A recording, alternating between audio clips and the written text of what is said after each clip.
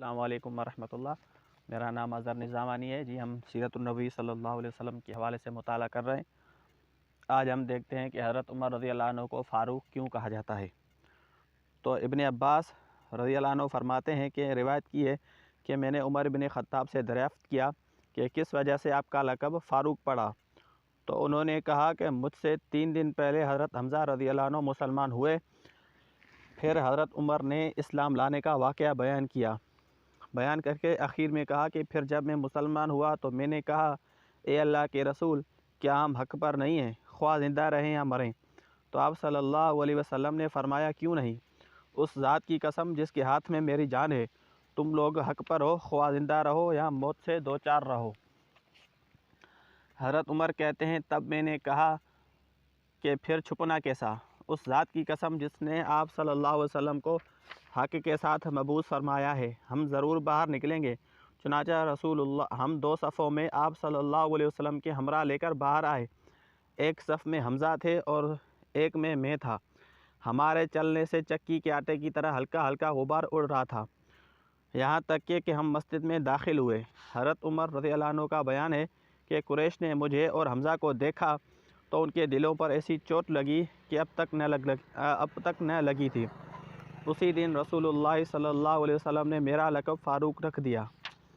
حضرت ابن مسعود کا ارشاد ہے کہ ہم خانہ کعبہ کے پاس نماز پڑھنے پر قادر نہ تھے، یہاں تک کہ حضرت عمر فاروق رضی اللہ عنہ اسلام لے آئے۔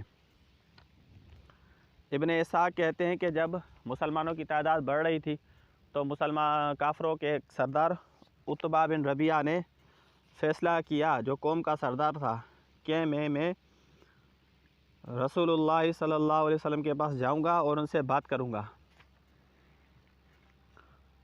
تو وہ رسول اللہ صلی اللہ علیہ وسلم کے پاس گیا اور بولا، بھتیجے، ہماری قوم میں تمہارا جو مرتبہ و مقام ہے اور جو بلند پایہ نسب ہے وہ تمہیں معلوم ہے، اور اب تم اپنی قوم میں ایک بڑا معاملہ لے کر آئے ہو جس کی وجہ سے تم نے ان کی جماعت میں تفرقہ ڈال دیا اور ان کی عقلوں کو حماقت سے دوچار کر دیا۔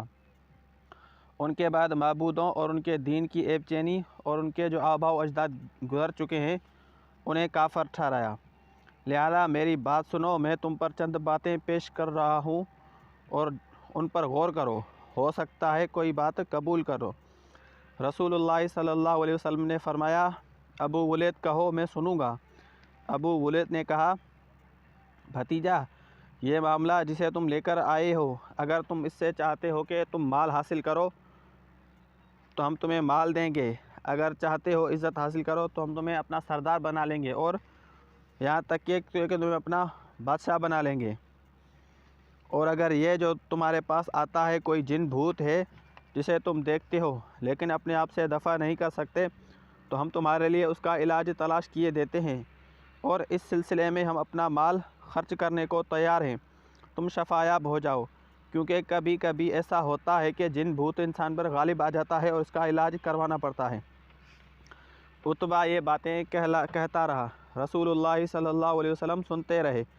جب فارغ ہو چکا تو آپ صلی اللہ علیہ وسلم نے فرمایا، ابو ولید، تم فارغ ہو گئے ہو؟ اس نے کہا، ہاں۔ آپ صلی اللہ علیہ وسلم نے فرمایا، اچھا اب میری بات سنو۔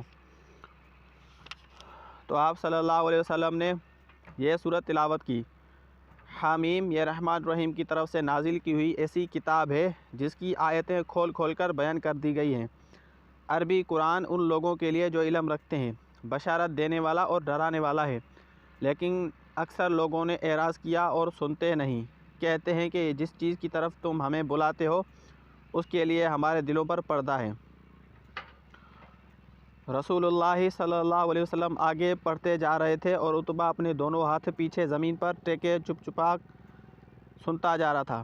جب آپ صلی اللہ علیہ وسلم سجدے کی آیت پر پہنچے تو آپ نے سجدہ فرمایا۔